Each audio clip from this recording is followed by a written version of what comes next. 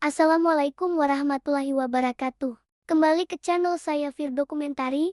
Perkenankan saya mengajukan sebuah pertanyaan mendasar.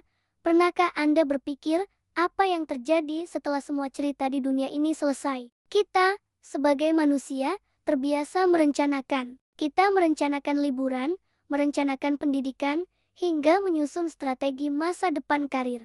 Namun, di tengah hiruk-pikuk rencana duniawi ini, ada satu hari yang pasti datang, di mana semua rencana itu terhenti. Hari itu bukan akhir yang menakutkan, melainkan sebuah awal yang sesungguhnya. Inilah saatnya kita membahas pilar keimanan yang kelima, iman kepada hari akhir. Iman kepada hari akhir bukanlah sekadar meyakini cerita tentang kehancuran, melainkan tentang keyakinan teguh pada hari di mana keadilan sejati ditegakkan secara sempurna. Ini adalah hari di mana setiap langkah kecil, setiap niat baik, dan setiap usaha yang pernah Anda lakukan akan menemukan jawaban dan perhitungan yang setimpal. Dalam ajaran Islam, hari akhir dibagi menjadi dua fase penting, yang seharusnya menjadi alarm bagi kita agar selalu berada dalam kewaspadaan. Fase pertama adalah kiamat sugra, atau kiamat kecil. Ini adalah kematian individu, atau musibah dan bencana alam lokal yang menimpa.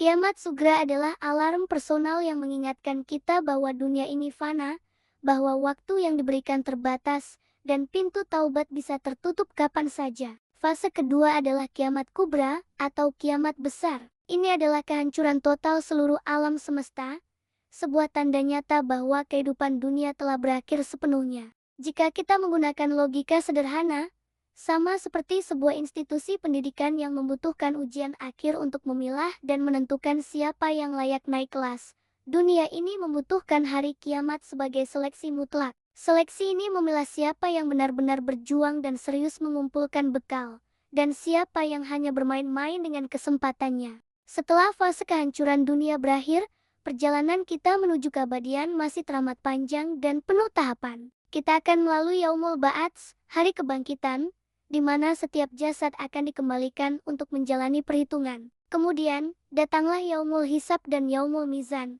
hari perhitungan dan hari penimbangan amal. Di hari ini, tidak ada satupun niat baik yang terlupakan, sekecil apapun itu. Sebaliknya, tidak ada satupun kesalahan atau kezaliman yang tersembunyi dari pandangan Allah.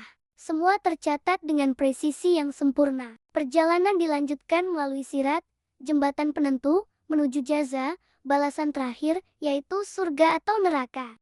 Keseluruhan tahapan ini menegaskan satu hal, dunia ini hanyalah ladang amal, dan hasil panen sesungguhnya akan kita petik di sana. Inti dari beriman kepada hari akhir seharusnya mengantarkan kita menjadi pribadi yang mawas diri, yaitu individu yang senantiasa waspada dan hati-hati terhadap setiap perilaku dan tindakannya. Hikmah besar yang kita peroleh dari keimanan ini adalah ia dapat menghilangkan sifat sombong, karena kita tahu semua yang kita miliki hanyalah titipan sementara. Keimanan ini memotivasi kita untuk rajin beramal saleh, dan yang terpenting, ia memberikan kekuatan agar kita tidak mudah putus asa saat menghadapi ketidakadilan di dunia, sebab kita tahu ada pengadilan tertinggi yang menanti di depan.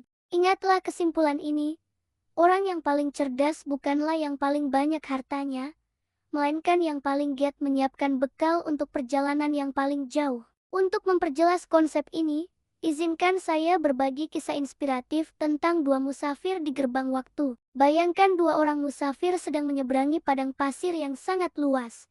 Padang pasir ini adalah dunia. Musafir pertama sibuk mengangkut emas, permata, dan barang berharga yang memberatkan langkahnya. Dalam kesibukannya, ia lupa membawa air dan peta. Ia fokus mengumpulkan beban. Musafir kedua sebaliknya. Ia hanya membawa sedikit barang, namun tasnya penuh dengan bekal air yang cukup, dan ia memegang erat kompas, petunjuk arahnya. Ia fokus mengumpulkan kebutuhan. Ketika mereka sampai di gerbang perbatasan, di mana padang pasir berakhir dan sebuah negeri baru dimulai, emas dan permata musafir pertama tidak bernilai sama sekali. Mata uang di negeri seberang adalah kebaikan dan amal saleh. Ia kehausan dan tersesat. Sedangkan musafir kedua disambut dengan meriah. Ia membawa apa yang dibutuhkan untuk bertahan hidup di tempat baru tersebut. Kisah ini adalah pengingat bagi kita. Dunia adalah tempat mengumpulkan bekal, bukan tempat mengumpulkan beban. Apa yang kita anggap berharga di sini, mungkin tidak bernilai di sana, kecuali jika ia telah diubah menjadi amal jariyah, kebaikan yang berkelanjutan. Hari akhir bukanlah untuk kita takuti, tapi untuk kita persiapkan.